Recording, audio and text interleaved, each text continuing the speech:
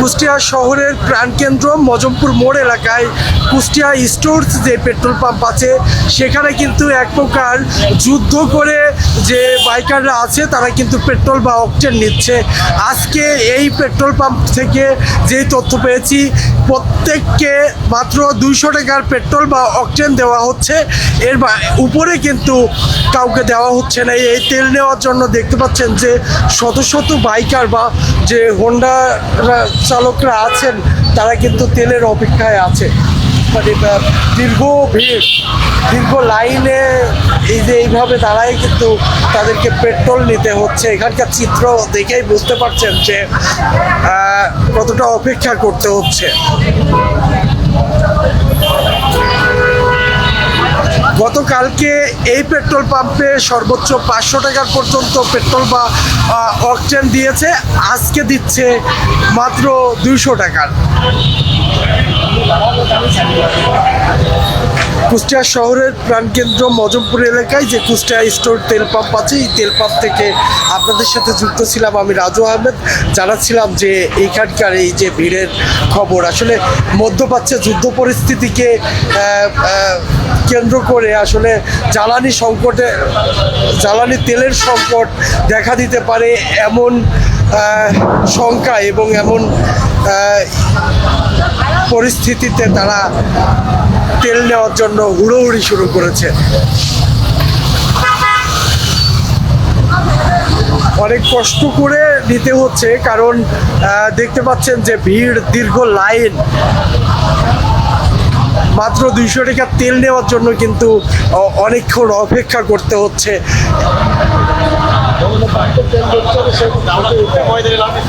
বুঝিনি, আমরা যুদ্ধের ময়দানে নামিয়েছি 200 টাকার তেলের জন্য 1 ঘন্টা দাঁড়ায় আছি। আমরা 200 টাকার তেলের জন্য 1 ঘন্টা দাঁড়ায় আছি যুদ্ধের ময়দানে। ভাই বক্তব্যটা আমার করতে হবে। আমরা 200 টাকার তেলের জন্য 1 ঘন্টা দাঁড়ায় আছি যুদ্ধের ময়দানে।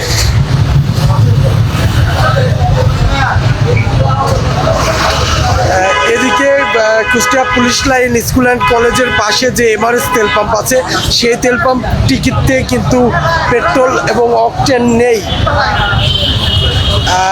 এর পাশে রাজ্জাক পেট্রোল পাম্প আছে, সেই রাজ্জাক পেট্রোল পাম্পে কিন্তু দেওয়া হচ্ছে, সেখানেও এক প্রকার অনেক ভিড়।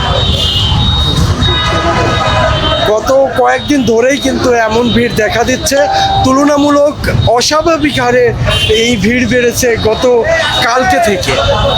আজকে ভিড় আরও বেশি ছিল, এখন তুলনামূলক একটু কম এখানে।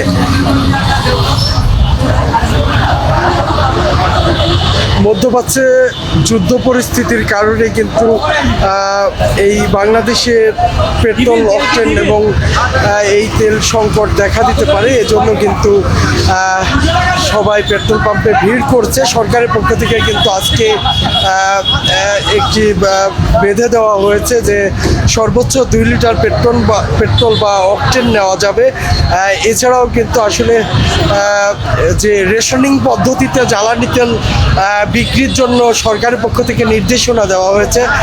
সেখানে বলা হয়েছে যে আসলে সর্বোচ্চ 2 লিটার পর্যন্ত পেট্রোল বা অকটেন নিতে পারবে হোন্ডা চালকরা বা হোন্ডার মালিকরা। এছাড়া প্রাইভেট কার, ব্যক্তিগত যেগুলো আছে প্রাইভেট কার, মাইক্রোবাস, এগুলোতে কিন্তু আসলে 20 থেকে 25 লিটার পর্যন্ত জ্বালানি নেওয়া যাবে।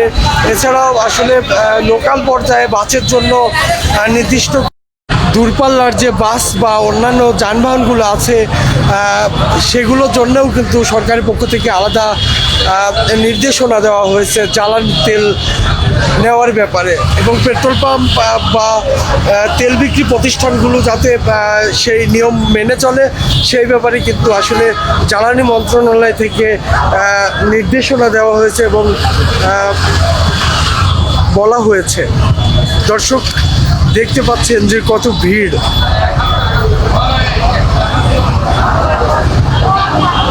ভাই অনেক কষ্ট হচ্ছে, অনেকক্ষণ দাঁড়ায় আছেন। বেশিক্ষণ না তো, 10 মিনিট।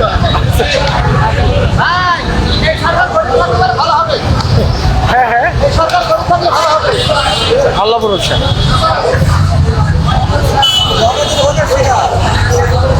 সবাই ভালো থাকবেন, আল্লাহ হাফেজ।